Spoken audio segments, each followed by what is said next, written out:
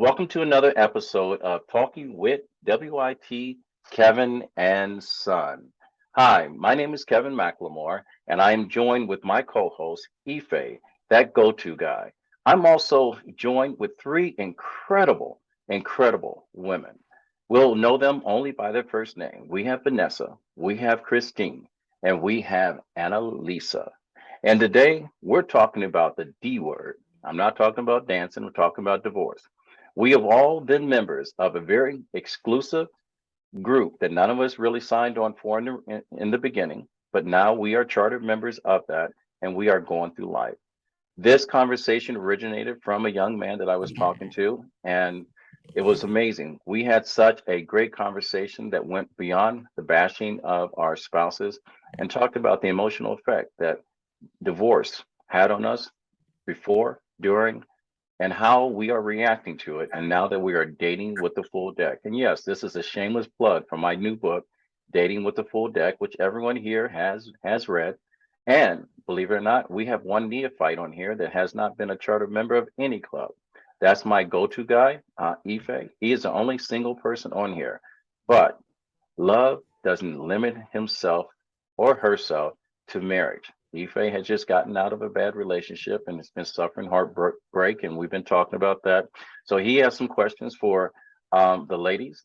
And an hour from now, we will have the same conversation, same questions with a group of guys, and we will release both podcasts back to back because we want to be fair to both genders. So here we go. So welcome everyone. Annalisa, hello. Hi, Kevin. How you doing? I'm well, thanks. How about yourself? I'm doing just fine. And Vanessa, how are you doing? I'm doing fantabulous. How are you, Kevin? I'm doing fine, Columbia born. And Miss Christina, how are you doing? I am doing wonderful. How are you, Kevin, today? You know something, I can't complain. And Ife, I don't know how you feel. I feel like we're on a panel of the view and we just stepped in the wrong chair and sat in and they start recording. Are you nervous or how you doing? Um, I am cautiously excited. I don't know what's gonna happen, but I'm just here to soak up the knowledge and ask a few questions and not look too awkward. That's all. All right. Well, let me tell you about the awkwardness. You know, we've all heard that 50% of marriages end in divorce. During COVID was the largest spike in divorce rate in our history. Why? Mhm. I have no idea. Maybe we got a chance to actually know who we're marrying. Maybe we got fed up with trying to raise our own kids because we found out what real childcare was about. Then we realized that, you know, we have been living this dream. And then we realized when COVID hit, we could not continue to finance this dream. Um, I've been lucky enough to have grandparents that were married for more than 55 years. So they are my prime example of what a successful relationship.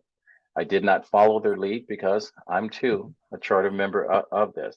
But the most amazing statistic that I came up with in doing my research on the D word, the divorce, was finding out that the United States ranked number 6 of all the countries in the, divorce. The lowest was Guatemala with zero point 0.3 in the divorce rate, comparing to 1,000 people that were surveyed. But overachievers, as we know, Russia came in kicking through, and at 61% of their marriages all in divorce. So now that we gotten that out of the way, let's talk about divorce. The process of going through it is grueling.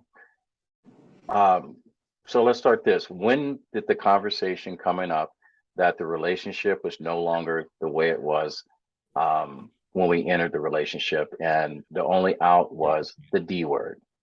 And I'll start with myself. And my purpose here is hope, and that's what basically was the catalyst from me going through my situation. And when my oldest son basically told me, Dad, you didn't have to stay on account of us, he gave me enough strength in order for me to depart from my current relationship, which I had already committed that I was going to stay until my kids were 18. But I also realized that I was an example of a man to my sons, and that the relationship that we had was not the perfect relationship. I wanted my kids to enter into a relationship. So that's where it started with me. So that's the long and short. Vanessa. Well, I actually had asked for a divorce. I would say it was 3 years into my marriage, and it was just I had noticed the lack of appreciation, and I was like, okay. But that same day, we conceived our second child, and it didn't come back up into my realm until after COVID. So I'm one of those COVID producing divorces. And finally, he spoke his truth and released me. And he actually is the one who sought the divorce. I still continued to want to unify and work through the marriage. So it was COVID, and we are on the last legs of our divorce. Hopefully, it'll be solidified here within the next 60 to 90 days. All right, Annalisa. Yes. So I think we initially had that conversation 5 years before I actually made the decision. We had been together for 23 years. It's a long time to be married. So it was about 5 years prior, but then it took me 5 years to get up enough courage to finally pull the plug and do it.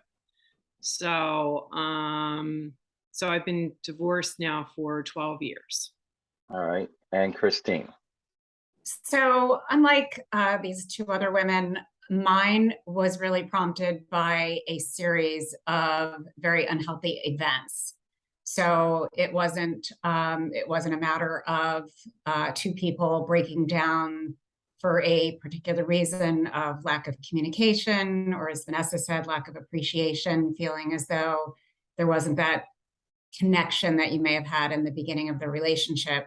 Mine was really driven by some very unhealthy events that included infidelity, alcoholism, a set of behaviors that was just pure and simple unhealthy to be around and not sustainable for the future, coupled with the fact that, you know, I had two young children, and it was not a lifestyle and a life that I really wanted to have going forward, especially with two children in the mix as well. Effect. Quick question here. You're the only person that has not been a charter member of this, and hopefully you'll never be a charter member. What's this sound like to you as a single man? As a single man, what I'm hearing is everyone really took their time before making this decision, and for the best, and they made the best decision for themselves and their family moving forward. That's what I'm hearing, pretty much from all the ladies here. All right. So, you know, I knew this conversation was going to come up because and that's the reason why I started with it. You know, we all have examples of people that are in our life, relatives, friends, co-workers, that we say that we pattern ourselves off of in relationships. Annalisa, do you have someone? No, I really don't. No. What about you, Vanessa? So yes, my family, Okay. and I was told to stay in my marriage by everyone in my family in the sake of the children. So yeah, my family, every single woman in my family, on both ends of my family, said, make it work. They said, if he doesn't, you know, publicly cheat on you, if he's not a drug user and he's not taking away food from your children, he's a good man. You stay with him.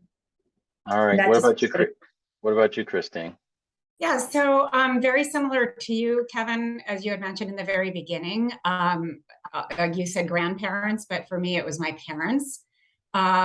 So without question, you know, I grew up in a home where I had two parents that were married at the time of my divorce, you know, well into 40 plus years, where I saw that, you know, I grew up with two other siblings, and we lived in a home of unconditional support and love from my parents. And we saw the communication and the values that they shared together and imparted on all their children. So that's what I took as I entered into my relationships going forward in my young adult life and then into my marriage. And for me, in terms of my decision, while it was absolutely a difficult one, I had to face the fact that this was a failed situation. But to Yves's point, it was a matter of survival. It was a matter of my decision making that was the healthiest for me and my children. Yes, I understand that, and thank you for that share. And Ife, the reason why I brought this up, because like everything else in life, it's either taught or caught, and we either move on with it the way that we were taught, and we continue to service that mentality, that emotional, that mentality that we have to do what everyone else has done, or we learn a new set of values and we move on. My grandparents, loved them to death. Never saw my grandfather argue once. And Annalisa and Ife and Christine, you guys have heard this conversation. Never once I see my grandfather raise his voice. My grandfather had an attitude that he gave you this look. My grandmother shut it down.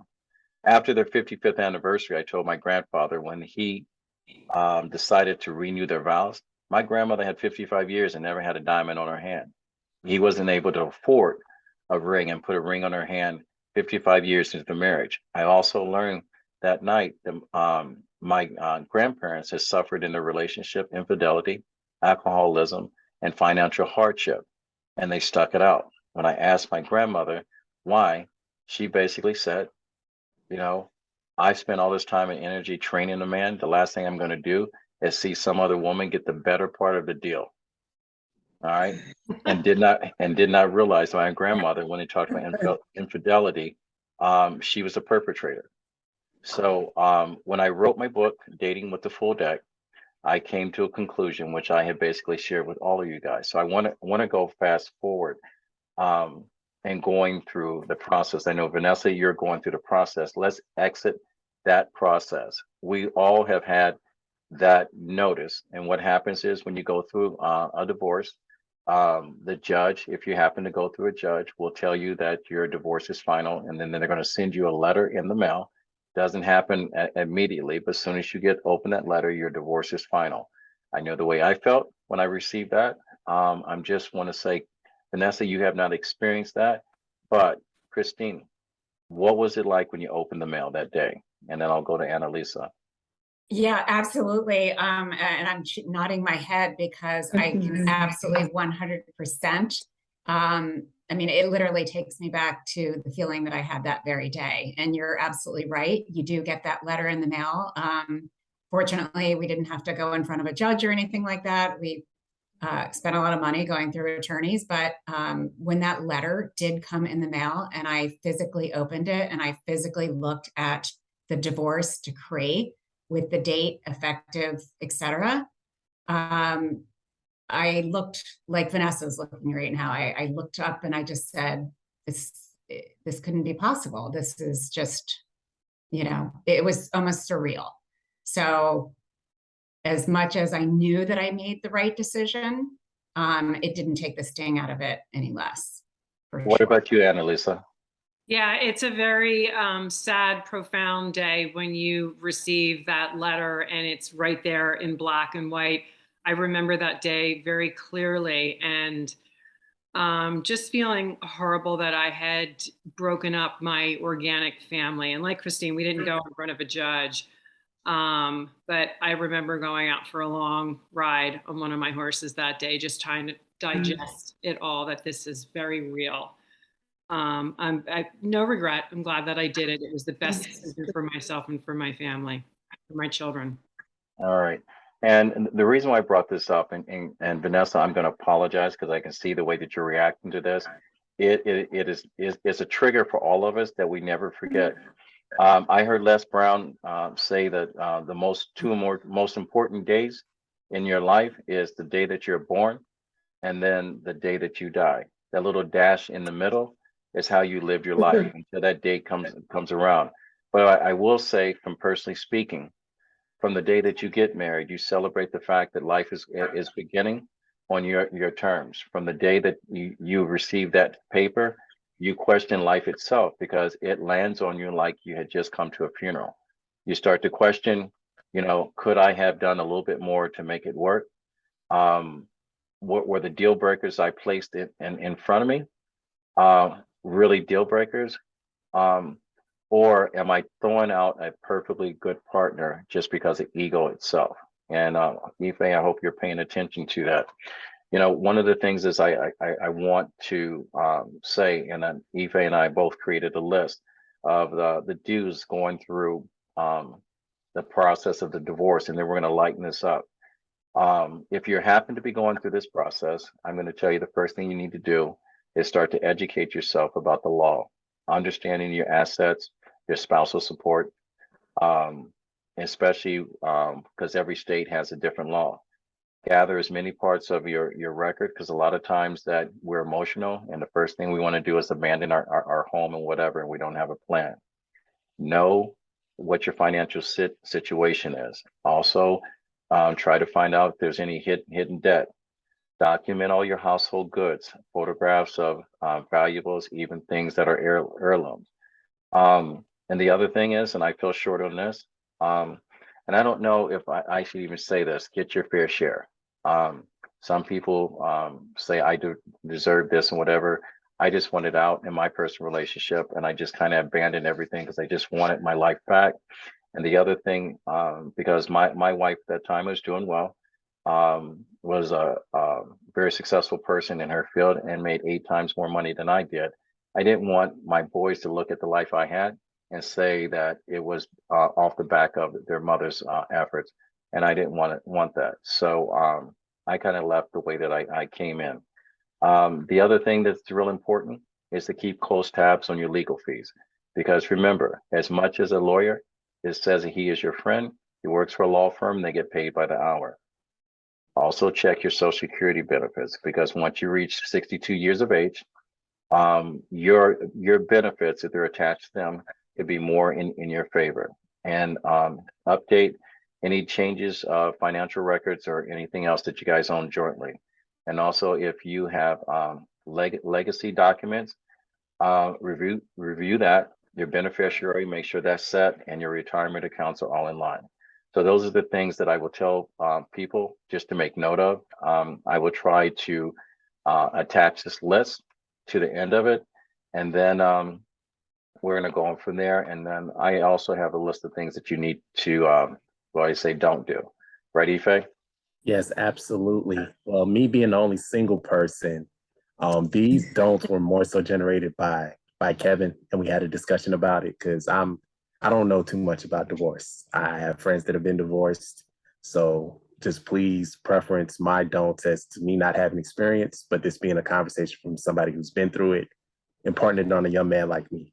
So with that disclaimer being said, first don't think about holding on to the house if you really think it through. There's things such as sentimental value. There could be certain areas of that house that could spark memories. And after the divorce, that house may be out of both partners' price range. So that's something to keep in mind. Number 2, know and do some research on the tax consequences of the divorce. 3, and this is very important, health insurance. If you and your kids were under your spouse's coverage, definitely look into that so that the proper adjustments can be made. 4, don't attempt to split up the retirement accounts, such as the 401k or the IRAs, until you know the proper documentation and know the right way to go about splitting that up. 5, don't roll over your ex's retirement accounts. Definitely have someone who's good with taxes, somebody who's an accountant that can help with that. And the last one, and I think a lot of times we get emotional and we start going for retail therapy. Please do not spend lavishly. Do not during the divorce.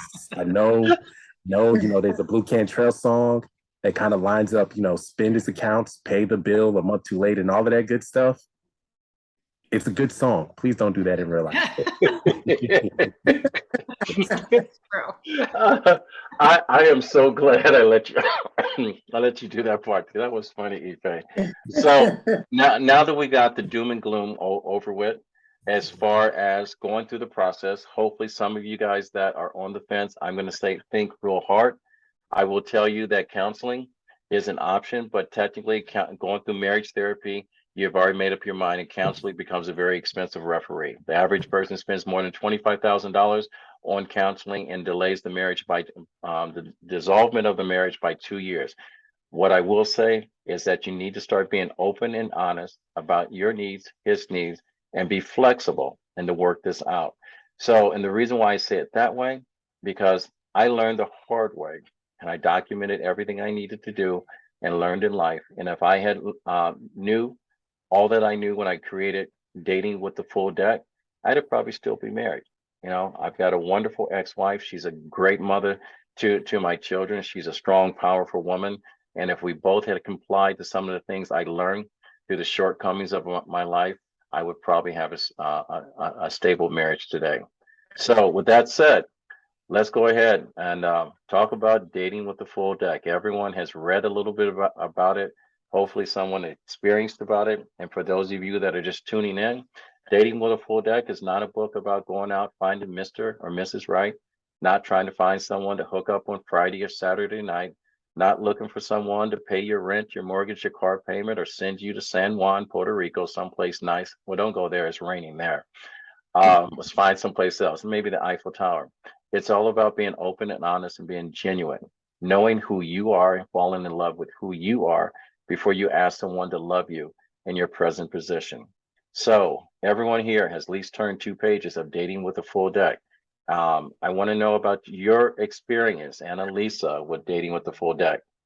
Oh, Kevin, well, we've definitely had a chat or two about this. So when I received this book, I was on the coming off of a bad relationship, but only of 3 months. So that was not a big deal.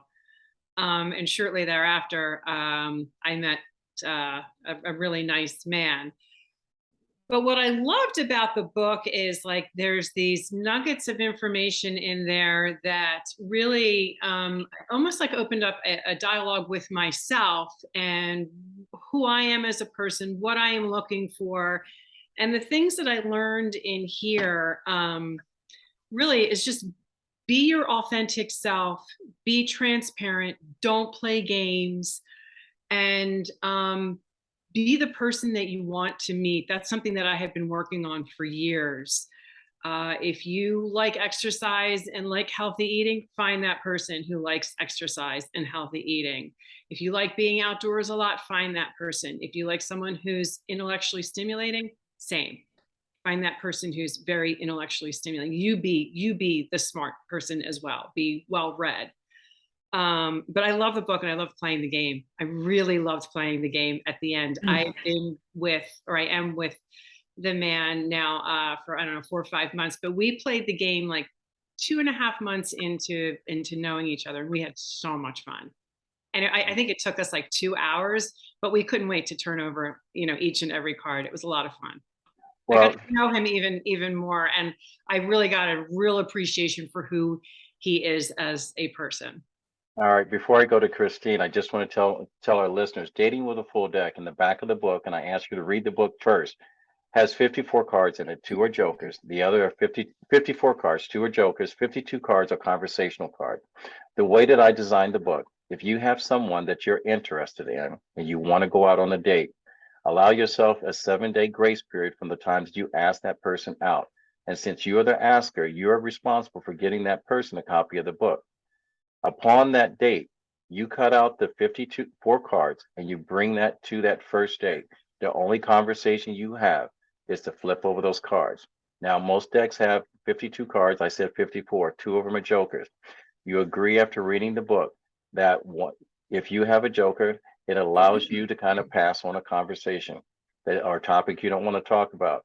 In the event that your partner has the other joker and he wants you to elaborate a little bit more on a conversation, you kind of skid through, you have to answer it. And that's the whole thing about being open and honest. So I'm glad you brought that up. And Christine, what was your experience with Dating with the Full Deck? So Kevin, first of all, you know how much I love your book. We talked a little bit about really how it spoke to me. I I found it to be extremely refreshing. I loved hearing about your anecdotes about your past. I thought it was super brave for you to be able to share, you know, things about your own dating history, but also about your marriage and your marriage experiences. That's pretty vulnerable. But as far as what I had kind of three key takeaways. There were so many, as Annalisa said, so many great nuggets that we can all draw from. But I think first and foremost, I think that you had so many stories about your past experiences. But one thing I think in general is wherever you are in your dating life, whether it's at the beginning of your post-divorce or, you know, 10, 15 years out, which is where I am now, is your past is not going to ever define your future. So if you feel like you made choices in your past, or you had experiences that were hurtful or painful, or things that you just felt that you couldn't get through, don't take that into your next relationship. Don't take that into your next dating experience, because 9 times out of 10, the person that you're meeting or the potential people that you're talking to, either online or through introductions or what have you, have had very similar experiences. So you're never going to be alone. We've all been in this world where we've had things come up. So don't let your past define your future. Look into it and be positive and open to the what if. And the second thing I think is, which I thought is the first time I actually kind of heard about this in terms of dating speak, if you will. And that is, decide what you're ready for right now. Are you ready for that relationship that you want to be a just for now relationship? Or are you ready for that relationship? Maybe you are a little further out of your post-divorce and you've had some dating relationships and you're really ready to meet that, you know, that person for going into the future with. So I think it's kind of healthy to have that reflection and to kind of say, you know, what do I want to achieve right now? Do I, you know, or am I fresh from going out of a divorce? And maybe I just kind of need to get myself back out there and maybe just be sort of casually dating people because it's, you know, it's been something that you haven't done in a while. So maybe that would be your right now person. So that's kind of the second thing. And then lastly, you know, and Annalisa touched on this, again, you throughout your various chapters kept bringing up different experiences around authenticity. If you can't go out there and be your authentic self and want to be your authentic self in front of the next person that you're meeting, you're really not creating a fair, balanced opportunity for yourself. Because if you put on a front of something that you really aren't, or whether it's your interests or basically even what you look like, if you're posting profile pictures of 10 years ago when, you know, and now you have a couple more wrinkles or whatever, show your authentic self from day one. And again, whether that's in your casual dating or whether it's you're trying to find the next, you know, one, just show your authenticity. And really at the end of the day, if that person that you're meeting doesn't like your true self, then he's not your person. I couldn't have said that better. I wish I'd have wrote that down too, because you just talked about up in Beautiful, Christine. Very beautiful. your dating IQ, and I'm glad you prefaced it the way that you did. And I'm glad that I saved Vanessa and Ife for the last, because one of the things I realized, I study human behavior for over 40 years of doing what I do in the health and fitness business, and a lot of that I put into the book when I say that you've got to be open and honest with yourself. If you are in a relationship or going through the transition of the relationship and you're still weeping over a relationship that hasn't ended, there's hope in your relationship. Now, I'm going to share some experience before I go to Vanessa. 4 weeks ago, there was a couple that I happened to walk by where I work, and I always make a little joke about, you know, beautiful people in their same space, and they were on the right side of the stairs, blocking where you naturally should exit the room that you're coming in. And I said, beautiful people to the left are normal people all the way up to the right. And by the way, the next day is where all the beautiful people come in. Unbeknownst where someone is at that very moment, a couple of days later, the male came back to the floor and he says, look, whatever you said that day made my wife's day. We're going through a situation that we're going through the process of the D word. I gave him a copy of a book that I had been holding for someone that wanted a copy of the book. And he came back a week later and said his wife had taken the book and started to read it. She's also put a hold on their divorce because she realized there were things that she was projecting on her spouse that she needed to fix about herself. And the relationship wasn't dead yet. So, Vanessa, I know you've read the book. All right. I know that you're hurting and angry. And my suggestion is going to be, before you dissolve your relationship, ask your partner to sit down and read the book. Go out on a date without a happy ending. And if it did have a happy ending, give me credit for it. But play all 54 cards. All right. Unfortunately, he's not open to that. Well, you He's haven't asked. He's truly, anything I suggest to him, he repels. He repels. I have asked him to do so many things, and I wish he could, All right. because we could be that amazing couple. But yeah, no, he wouldn't be. I mean, I'll ask him. It doesn't hurt Well, to ask. I would you know say that. something? I'm going to suggest buy him a copy of the book and give it to him as a gift. Oh, he's seen me reading it. He's seen me talking about it. So And tell me what your take is on the book. well, as you know, I just got the book and I had my children this weekend. We had a fun, beautiful weekend together. But I have shared the book with everyone because this is amazing. A lot of the things, it's funny, I have already, placed into practice. And there's just so many beautiful things. Even on my drive here from the train station, I was reading, passion, because I'm a very passionate person. And I was like, just listen to this, just listen to it. She's like, yeah, so true. And if you don't mind me, I'm just going to quote it. If you want to sustain attraction in another person, if you want to be attractive in a way that lasts, your passion must expand beyond the boundaries of the bedroom. And that's so important. Because you can be passionate in the bedroom, but if you're not passionate within yourself and within your relationship, within your family unity, bye. So, I mean, there are so many beautiful gems in here. Kevin, truly, I literally cried within the first acknowledgement. I was just like, so, I mean, it's beautiful. It's a beautiful, beautiful book. Everyone that has read it, just, they're like, let me just look through it. As you can see, I haven't read it. Can you They're hold like, it up a little wow. longer? Can you hold that up a little longer? Dating with the kids. All Mine right. mine is nice and tattered because I keep going back to it. Yeah, I just got mine literally Wednesday or Wednesday, I think it was. So it's still a little bent a little bit.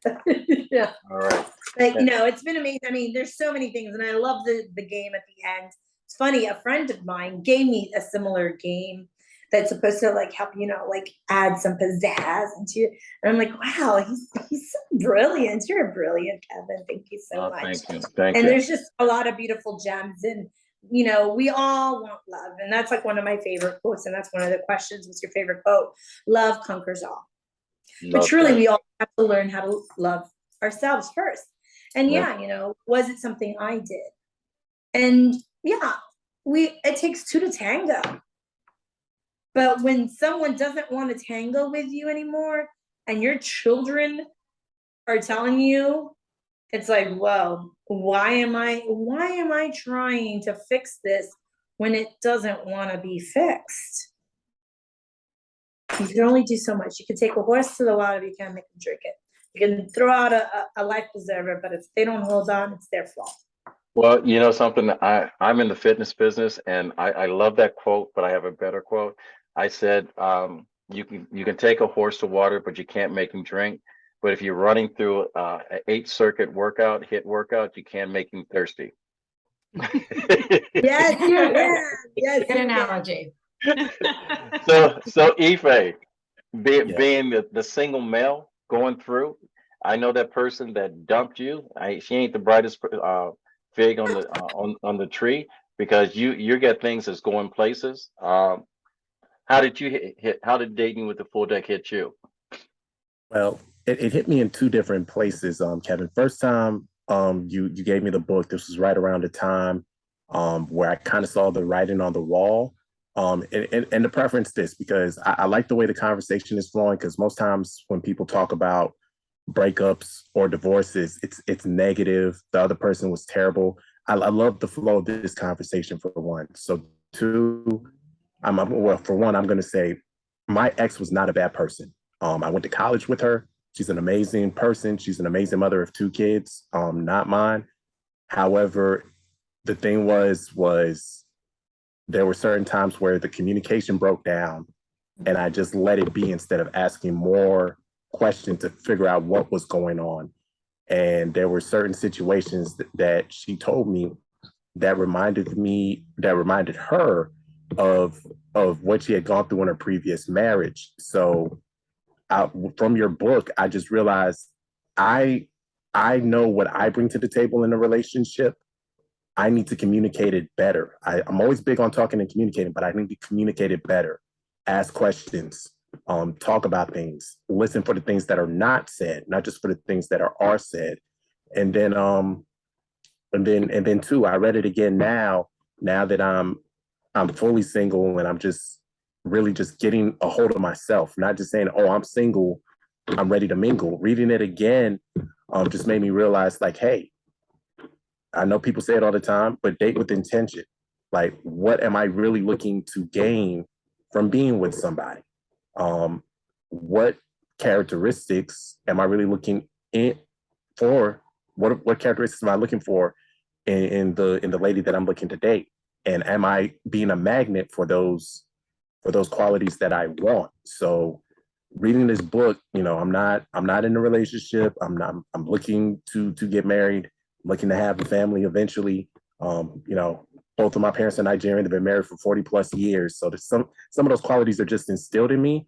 But at the same time, I'm not just going to say, hey, because my parents are doing it or people around me are doing it, I have to do it just for the sake of doing it. Because with marriage, that's your best friend, your confidant, your partner, and all of those good things.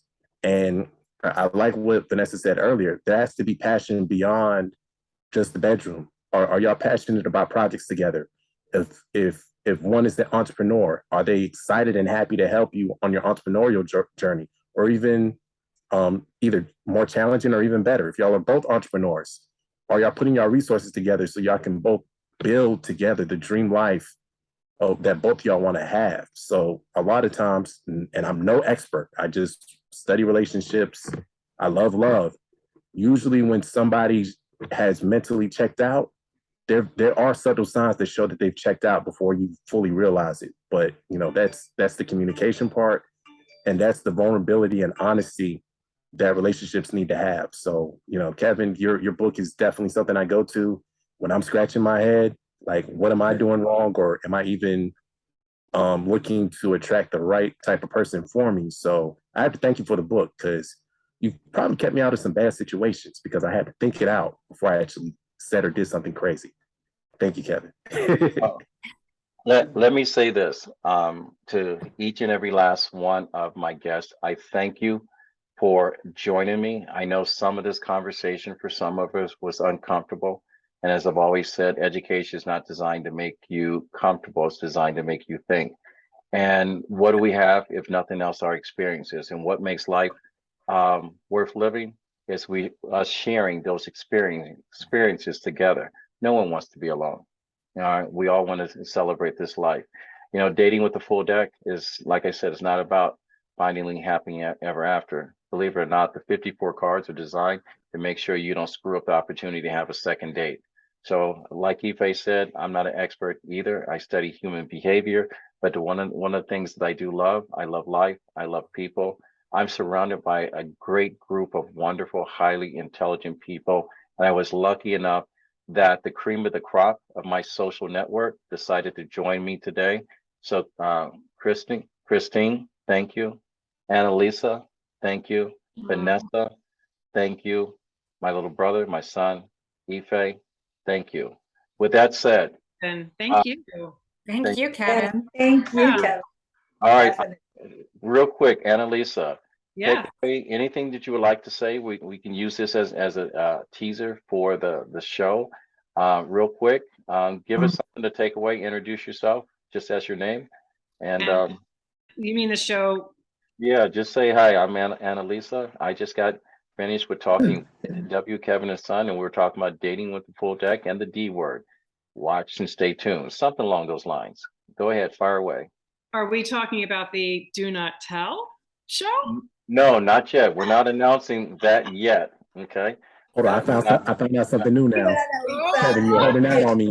Well, What? just to let you know, Ife, Annalisa is going to be one of our vendors for Do Not Tell. Please do not tell product Please do not search. tell. Shh, please do not Yes. tell. Got it. But Go anyway, ahead. my name is Annalisa, and we talked about the D word today. Very difficult topic initially, but then as we transition to dating with a full deck, it's definitely a must read.